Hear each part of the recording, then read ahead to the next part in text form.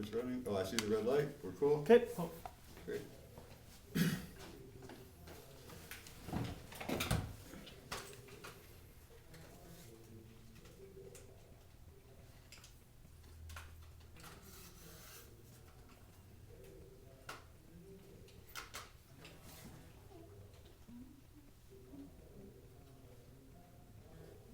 You have red eyes. You just fix that in edit. Software fixes it.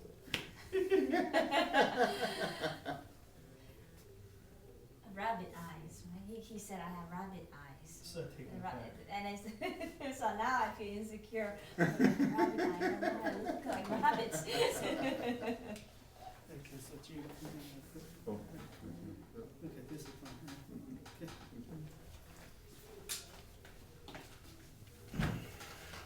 Plus, you are the star. We want to know about you, not me, right? What you do. Yeah, but then I turn around and I put it on my blog and you're the star. Look who I got interviewed by. What if somebody said, who's that rabbit eye chick, right? Oh, that's my pal Rabbit Eyes. Now I have a new nickname, Rabbit Eye. Oh my goodness. Okay. I'm ready.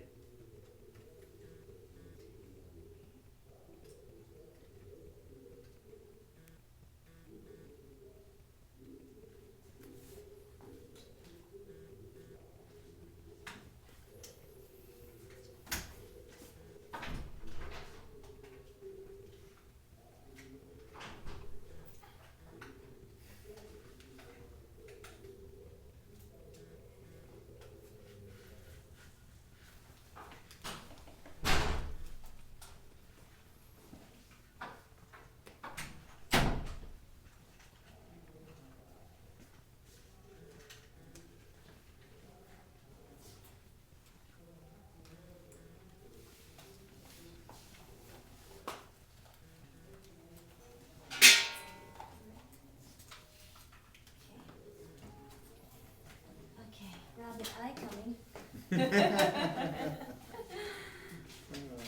Rabbit eye is interviewing Jim Carey. Okay, so we wanna first record the permission of the We can do that. authorization. Yeah, can you give us like a permission authorization to use your image? Or we can do that Oh, before. right, Wait, I wait, hereby wait. issue a standard model release. Pardon? I hereby issue a standard model release to use my image for reproduction or any purposes you see fit. Hold on one second. Oh. Is the camera rolling? Mine's rolling now. Okay, Okay, all right, is that good? okay, great. Excuse me. Okay, shall we start? Okay. The sound, everything's good, okay. Maybe we start with, can you introduce yourself and what is it you do and why you're here? I'm Jim Carey, Creative Health Institute and CHIdiet, or what, as we say, CHIdiet.com. And I represent the Dr. Ann Wigmore Institute of the Midwest. I've been doing this for 6 years because it's a devotion and a dedication. And for the last 2 years, I've devoted myself to our home study program, our mail order version, if you will. And we've been shipping that all over the world. We're on every continent now. And I just love doing it. So, we just, go on this side, so you can point this way. So, can you tell us how you got involved or how you got started in, the institute? Well, in 1998, I woke up one morning. At that time, I had 4 computer companies on 2 continents. I woke up one morning and asked myself, when was I going to have enough money? That same day, I started calling realtors. I put my businesses and all my real estate up for sale. A year later, come January of 1999, I had liquidated everything. I turned it all into cash. Bought an Airstream travel trailer and a Chevy Blazer 4-wheel drive. Went off and saw America. 9 months later, I upgraded that to a Bluebird motor coach to tow the Blazer around with because I wanted a little more room. And for almost 2 years, I toured America, saw the country. And in that trip, you see all your family, you spend weeks with friends. And it was the first time in my life that I'd flown over America dozens of times. But I got to visit 48 states. I had the time of my life. But as my father said when I stopped to see him for a week or so, Dad's still around, he's 87 now. And he says, you know, if you're gonna retire at 48 years old, you're gonna get bored pretty soon. And then you're gonna do two things. You're gonna sit on the front porch and die, or you're gonna start a new career. I said, Dad, I'm having a ball traveling. Well, after 2 years, you get tired of traveling. At that same time, I had quit smoking, and I had ballooned up to 260 pounds. So I settled down on this farm I have in east central Georgia. I took the old sharecropper's cabin, and I filled in the outhouse. I put in indoor plumbing, brought in, put in a well, brought in electric and telephone underground. Still looks like a sharecropper's cabin from the outside. This guy inside is modern, and that was fun for a year or so.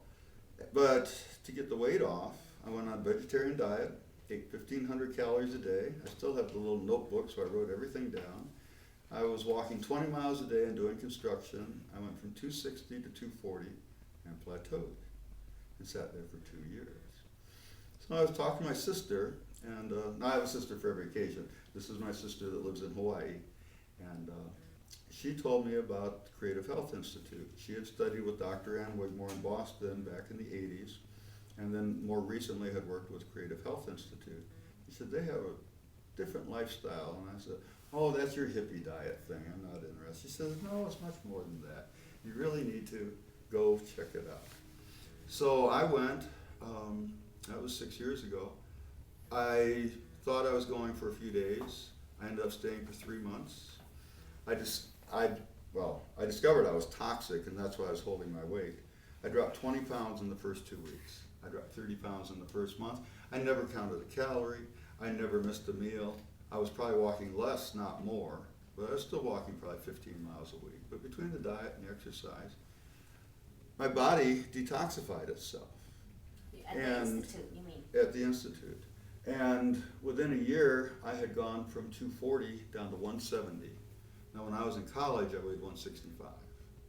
And I was very active. I went to the United States Marine Academy at Kings Point, Federal Military Academy. If I weighed 165, I was in really good shape. So, stabilizing at 170, at this point I was 51, 52 years old. It was pretty good. But the energy level, the mental focus, the personal attitudes were just incredible. At 52, I took up skydiving to burn off excess energy. And my instructor says to me one day, he says, it's good that you took it up at this age, because by the time you get to my age, he says, you're not gonna be as flexible, so it's good that you're learning while you're young. And I go, Stan, how old are you? And he says, 42. I said, Stan, I'm 52. So you mean after you cut all that meat and all that and changing your diet, you just became, Right. wow. Right, because the Wigmore program is raw living foods. It's 100% plant-based diet, no caffeine, no alcohol, lots of exercise, lots of fresh air, lots of sunshine. It's really going back to the way my great-grandmother, I knew my great-great-great-grandmother, my great-great-grandmother, my great-grandmother. My grandmother just recently passed away. My mother's a young kid at 77. They're all Canadian farm girls. And I started looking at how did they live when they were younger. And that's really what Dr. Ann Wigmore was teaching. Well, the program did me well the first year, and then I went back to Georgia. And I got off the lifestyle, and I gained some weight back, and the next spring I said, no, I need to do this full time. So I moved up there. I created a job for myself by showing that they needed a computer network, more computers, this and that. Brought a truckload of stuff with me to donate, and spent the summer up there. Ended up as director, originally program director, and eventually as business manager of the Institute. Did that for several years. But in doing that, well, yeah, I did it for myself. But in doing that, it became extremely rewarding to watch the benefits other people obtain from the program. People would drag in on Sunday, and they're all sick, and 2 weeks later they bounce out the front door. And they're healthy, and the diabetics are off their insulin, and people have lost 10, 20 pounds. They're happier, they feel better, and all their health challenges are in remission. And they call you on the phone a few months later and they say things like, Jim, thanks for saving my life. That You know- just keeps you there, you know? Why is meat so bad? Why does meat? I mean, most people don't know that, but I mean, why does it make you so tired or sluggish or ill? I mean, changing to such diet, I mean, you can be so. Well, you have several issues here involved. Number one is, meat is the number one cause or carrier of carcinogens that we ingest. Meat is also way too heavy on protein. Americans have the highest rate of osteoporosis in the world, and according to Dr. Michael Clapper, that's the reason is because we eat the highest level of protein in the world. When you look at countries that have a low protein diet, they have virtually no osteoporosis, and that's just for starters. Secondarily, cancer in particular thrives on animal protein. Okay, studies have shown that you can feed the same amount of protein to rats, but animal-based versus plant-based protein, inject them with a carcinogen, and the rats that are on plant-based protein don't get cancer, and the ones that are eating meat do. It also has to do with the fact that we cook our foods. When we cook our foods, we destroy the digestive enzymes. Now, the body has to have enzymes to digest food. It gets it from two places, either from the food itself, because the digestive enzyme for every food is inherent in it. In other words, the digestive enzyme for an apple is in the apple, for a pear is in the pear. And for different kinds of foods, we need different kinds of enzymes. So, corn is a great example. People that eat cooked corn, all you have to do is look in the toilet and you know that you don't digest it. However, if you eat, no you don't, so we know this. I mean, it's nasty, but it's a fact of life. If we're not gonna pay attention to our bodies, then we're not gonna have good health, right? When you eat raw corn, you look in the toilet, it's not there, it's digested. Why? Because the body has to look at the food you just ate and try to figure out what it is and generate the correct digestive enzyme for it. It's called tagging. So it has to tag the enzyme for beans, for Brussels sprouts, for meat, whatever. And it can't tag certain foods, like cooked corn. It has a problem tagging cooked foods. So when we eat cooked food, number one, the pancreas has to do all that work of creating the enzymes. It has to attempt to tag it. And then our body has to deal with what's left and try to get nutrition out of it.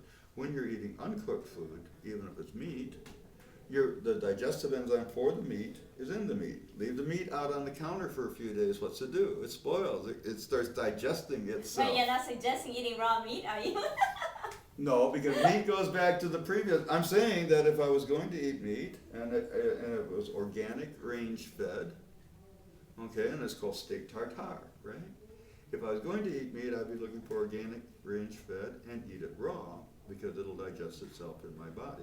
However, meat has these other aspects of carrying carcinogens and encouraging the growth of cancer cells within the body. So that's where we go to the plant-based diet. Back to the story of my great-grandmother. People on the farms 100 years ago were eating 95% plant-based diet and 2 to 5% cooked food, animal foods. I remember that as a kid. We had, when I would go up to Vermont for the summer, we had chicken on Sunday, maybe. And it was some old rooster that you had to boil for 4 hours, okay, or it was a laying hen that stopped laying. So it was really, really, really cooked. And that was like the only meat we'd have all week. So it's mostly vegetarian diet. It was mostly vegetarian diet because we ate what was growing on the farm. You ate potatoes when we had potatoes, you ate tomatoes if we had tomatoes. Lots and lots of corn in Canada like that. Well, I guess because of the mass productions of livestock agriculture, and I don't know. There's the besides eating meat besides being bad for your health, is also for the earth, and global warming is happening and all that. And I don't know if you're aware of the livestock. Well, now the interesting thing about becoming raw, and I'm a computer guy, and I think nothing of jumping on a jet and running back and forth to Europe every week. My carbon footprint, I'll be paying the penalty for 3 more lifetimes, right? But as you become raw, well, it makes your body more alkaline. When you become more alkaline, you become more right-brained. When you become more right-brained, you become more spiritual. And you start becoming aware of these other aspects, such as the methane alone from the cows is contributing to global warming, and the effluent, the manure, as they call it. Yeah, if The you context. I'm at the point now, I really enjoyed the spiritual, emotional feeling that no living thing had to give its spirit for my meal. Oh, that's right. So it starts working on numerous levels. It's better for the planet. It's better for my karma. And that's why when there's different levels of raw foodism, okay, and much of what we see at these festivals is what we call gourmet raw. It's very rich, it's very heavy, oil-based. Dr. Ann's program is very simple, very, very plant-based. It's really, you could live her program just by living off the land, which I do a lot. There's 95% of what grows in the woods is edible. It's just about learning the 5% that you don't want to eat.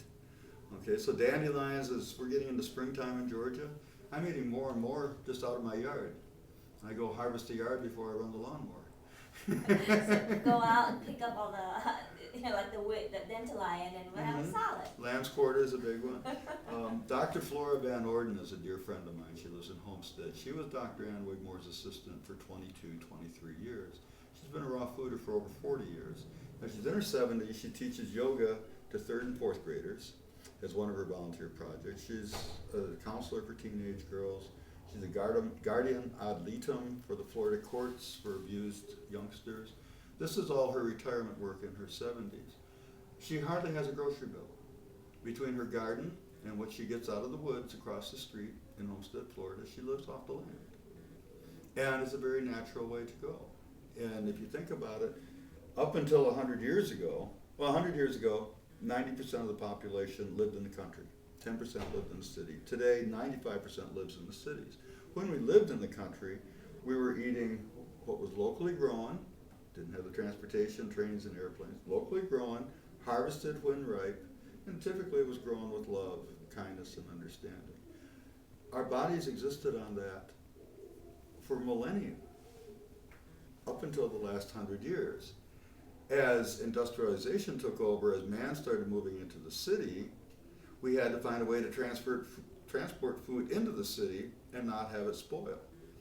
And as that increased, it started with Clarence Birdseye, was flash frozen food, which really was pretty good back then. You know, they take fresh spinach, flash freeze it, you lost about 5% of the nutritional content, not bad at all. But nowadays, it's already been cooked and processed and all of this before they freeze it, so you can no longer really even count on frozen food.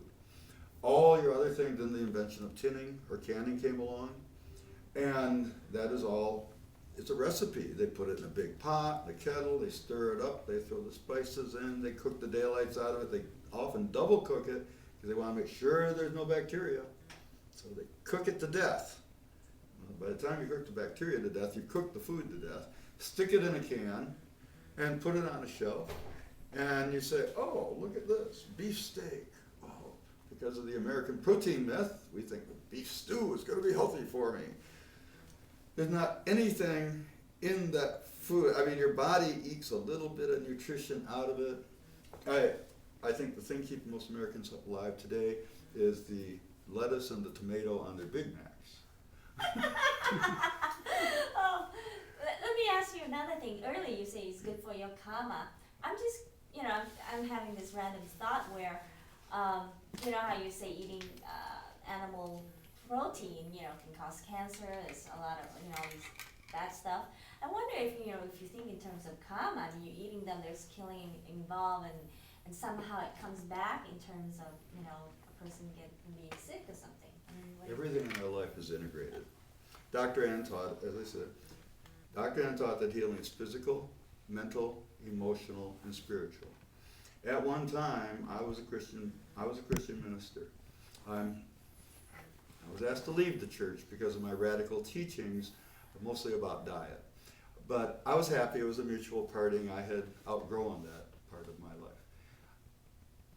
Our lives are fully integrated. Everything that happens, whether we think we made these decisions, but synchronicity, karma, involves our entire life. And so publicly, it's easiest for me to quote people like T. Colin Campbell, the China Study, Dr. Michael Clapper, all these respected, this perception of reality personalities, that the scientific viewpoint of the diet, and those scientific facts are there. But the reality of our lives is that everything we do is integrated. Now, plants have a life force and energy too, and Dr. Ann taught that for 50 years ago. She taught that. 1999, I'm not rattling off the stats, but in 1999, science named that life force energy. They call it the biophotonic energy of food. We've even found that food growing under natural daylight has a greater and a different form of energy than food growing under hothouse lights or artificial light. So science has finally legitimized what Dr. Ann was teaching. So that life force energy, biophotonic energy if you want, means that the plants have a living life force. However, when you consume your food fresh, live, raw, and bear in mind the moment you harvest a plant, that biophotonic energy does not die. You can take sprouts, especially sunflower sprouts, put them on a countertop, and they will follow the sun for about 5 days. So you can actually go to the store, buy sprouts, especially when you find out, what day do you get your fresh sprouts? Tuesdays. Oh, and the Tuesday afternoons I'm at the store. That life force energy, because it's still in the food when we consume it, then combines with our body. The plant gives up its spirit for us, and I can argue Genesis 1:29 says that the plants of the earth were given for our benefit. And if you take a biblical viewpoint, for example, we didn't get into eating meat until the Great Flood, and the dietary. Notice there's 7 animals pair by pair. The animals that they had 7 of, those were the animals for eating. And at the same time, the rules for clean and unclean foods were given. Now, in the Christian Bible, it happens after the flood that God gave Noah the rules. But when you read the Living Torah by Rabbi R.U. Kaplan, it gets reversed, where the rules for clean and unclean animals and the rules for eating flesh were given before the flood. And this has to do with interpretation of prophecy, but Kaplan explains it quite well in his footnotes. The Christian Bible is typically 1,800 pages. Rabbi R.U. Kaplan published the Living Torah, the translation of the Hebrew, the first 5 books of the Bible, into English when he was 81 years old. He'd worked on it for 50 years. It's 1,800 pages. Why? Sometimes there's 2 lines of scripture and 3 pages of footnotes. I mean, this is correlated with the Midrash and all these other learned Jewish books. It's quite an insight for a Christian minister. I'm just curious, have you studied the Eastern religion or philosophy at all also? Yes. You talk about Kabbalah, maybe. Well, I have a doctorate of divinity in applied, I have a PhD in applied microcomputer technologies. My doctorate of divinity is in Christianity the first 300 years. But since that time, I have studied the Bhagavad Gita, and I've studied the writings of Lord Buddha extensively. Friends that know me well call me their Christian Buddhist Krishna friend. And the downside of Creative Health Institute is that not everybody heals themselves. Quite often, by the time they come to alternative lifestyles, it's too late. And I lose friends every month. I mean, that's the downside. I mean, I do this for the people that call you on the phone, that come over to the house and give you a big hug and say, thank you for saving my life. Thank you for saving my husband's life. That's why I do this. This is the reward. This is why I find this as my mission and my passion. Can you share one story? But I'll come back to that in a moment. The downside is that you do lose friends. And when you asked about multiple Eastern studies, quite often we have families where somebody has become Hare Krishna, and the family is Pentecostal and Baptist, and they're deep south someplace. I'm usually called on to do those funerals because I can tell a parable, and at the end of the funeral service, the Baptists come up and whisper in my ear and say, thank you for quoting the Bible, Adam. And the Buddhists will come up and say, thank you for quoting Lord Buddha, and it would be the same with the Hindustani, because as you study these multiple scriptures, you find the same parables time and again. They all have the prodigal son, the 7 virgins. I mean, the more you study, the more commonality you find Yeah, that's in true. the evolution of religions in the world. Totally. Coming back to, you said that you're doing this for the people who come and give you hugs and you saved my life. Can you share, a story of someone very special that, well, how sick they were and how they were healed from the diet and just, yeah. Well, so many of them now, because I work with the home study program, which is mail order, they're emails and telephone calls. Last May I was up at Creative Health Institute, and there was a couple there from New Zealand and a couple from United Kingdom. They were both there to give back because the program, in one case, the program had saved the husband's life, in the other case, the woman's life.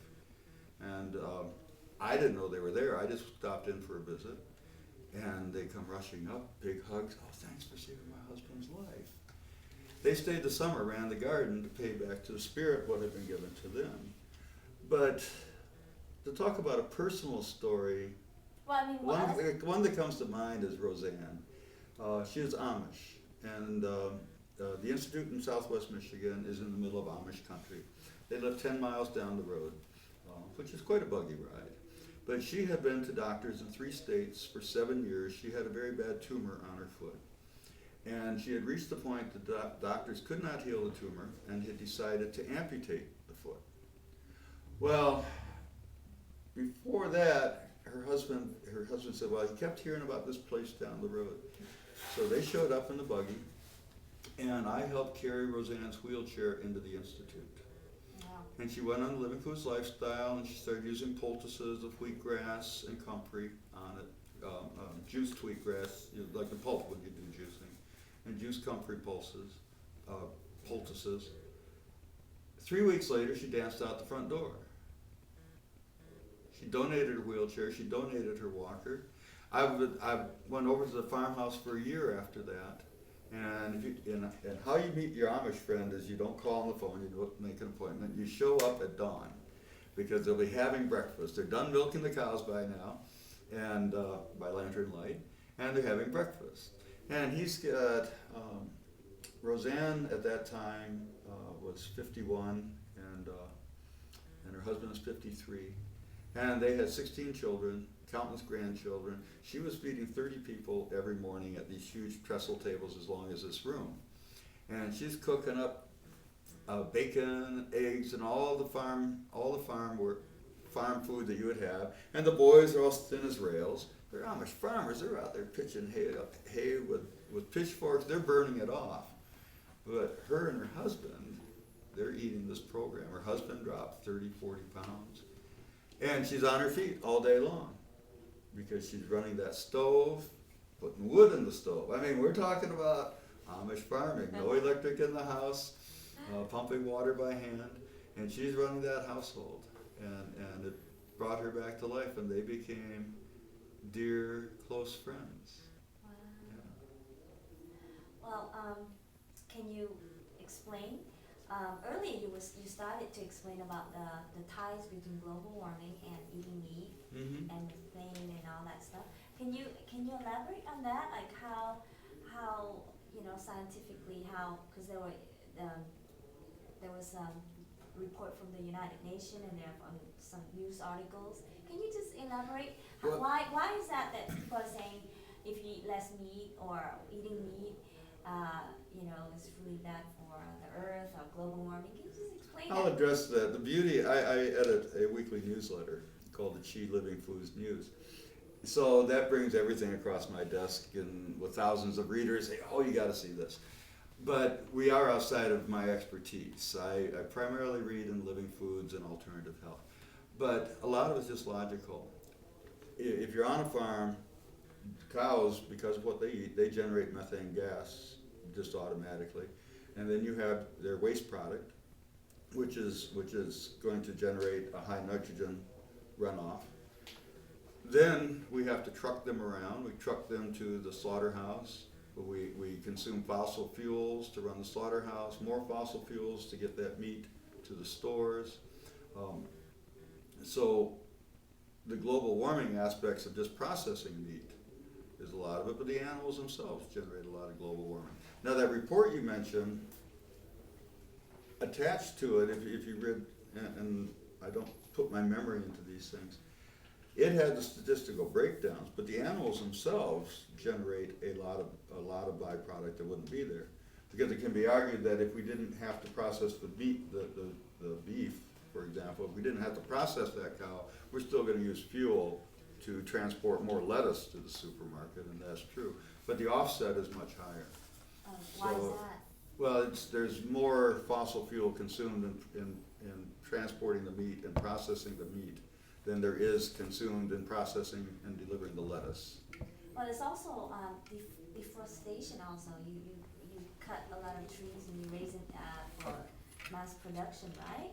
Right. So, and then that land is not reusable. And Right, it's like, I was asking the question, how come nobody runs cows in their forest? I live on 120 acres, 80 acres of that is in timberland. And I'm looking like, wow, I could clear the underbrush by putting cows out there. No, you can't put cows in the forest because their paths, they compact the soil. And that restricts the roots and it affects the growth of the trees. So once you've had cows on that land becomes, well, I noticed I cleared 5 acres around my cabin to keep the critters back. I mean, I live in South Georgia, there's venomous snakes, there's all things, so I keep 5 acres cleared. And I've seen the difference since I started. It was recovering timberland when I moved out there, and it had been timbered 10 years earlier. It was just coming up in wild plants, and it was very soft ground. And now that I've been mowing it regularly and we've been living on it, it's become compacted down. You see it around the trunks of the trees where it looks like the trees are sticking up out of the ground more. So when we leave the land natural, the soil is loose and aerated and airy, and that allows the bacteria and the other microorganisms important to growth to grow.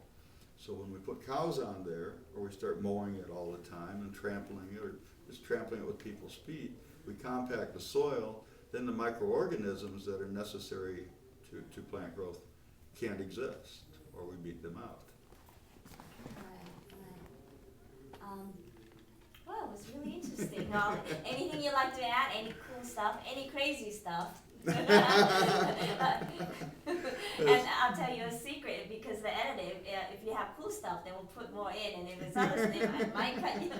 We have to compress hours into a short. Soundbite world. So anything really cool, and I mean, everything you've said was cool to me. I think it's cool. So Thank anything you. But I understand. even more crazy and. I have another man I work with, Dr. Steve Monkevitz. We do podcasts every Wednesday, or they post on Wednesday. And we call ourselves the raw doctors. He's a naturopathic doctor. I'm a computer doctor. And together we sort of work like Laurel and Hardy. But without Steve being here today, I think you're really cool. Yeah, the moment you're on stage, it's like, where's my lines? Because people say, Jim Carey, and I go, yeah. And I go, you look different than you did in the cable guy. Yeah, but I'm funnier. He's richer, but I'm funnier. But of course, I can't come up with a single one-liner right now. Well, anything you'd like to add? I mean, so far, I think you're really cool, all the stories and all that. But just anything you'd like to add, freestyle. You can dance if you like and sing. Well, you do a wonderful interview, and you've covered all the major talking points. I really, as a retirement project, I'm 57 now, and I had a rough winter. I was not 100% raw, so I gained 10 pounds. I'm back up to 180. But I'm back on track, and these things happen. Living out in the woods all alone as a bachelor, widower, it's challenging. But I really love the mission of helping others. And I have so much more fun now. I had the computer companies, I had the platinum frequent flyer card from Pan Am. This is a lot more fun because you're helping other people. And yet, I know part of that is because my body chemistry changed when I went raw. But I feel better, I have more energy. and the personal rewards of what I'm doing. I've never been happier. I've never been happier in my life than I am right now. So things are just wonderful. Oh, cool, beautiful. And you look wonderful, you look happy. So how old are you now again? 57. 57, wow. Yeah. And I'm healthier now than when I was 35. Wow. Yeah, in terms of what I can do, capabilities. I'm outside a lot every day. I enjoyed the recent research that came out that most skin melanoma, skin cancers, appear to be caused by fluorescent lighting. Because I was always an outdoor kind of guy. Even when I had the computer companies, I was sailing every weekend. I was into competitive offshore sailboat racing, which means for 3 days you're out there in the sun. I've never had a melanoma issue, and I've never had vitamin D deficiency issue. And we're seeing this more and more in people. And now this report that came out 2 weeks ago from, I think it was in Finland, they're finding a direct correlation between how much fluorescent lighting you're exposed to and the skin cancer. And the solution is get more sunlight without the sunscreen. I mean, there's just more and more going on. I guess what I enjoy is that with a computer background, the internet is all about power to the people. The internet is what Tom Jefferson, Ben Franklin, and the boys were all talking about. If information is power, then the information should be in the hands of the people. So even though we have 5 people that control all the media in America nowadays, the word is getting out because of shows like yours, because of newsletters like mine, just because when they put a study out on the internet in Helsinki, it's all over the world in 3 hours. Your newsletter, can you tell us a little bit about your newsletter? I mean, what is, what? All I've been doing for 6 years is taking these alternative health studies that substantiate the standard American diet not being a healthy diet, and I've just been trying, as an engineer, as a scientist myself, I've been trying to give other people the scientific evidence. Oh, look at this report from Russia about microwave ovens. My microwave went out to the trash can years ago. Okay, Should ours, huh? because it changes the DNA of your food. Right. Okay, it started with, but my first awareness was my sister, who was a registered nurse. I have a sister for every occasion. My sister, the registered nurse, tells me that, oh, they can't heat human blood in a microwave, they heat it in a toaster oven. And I go, wouldn't it be easier to put it in a microwave?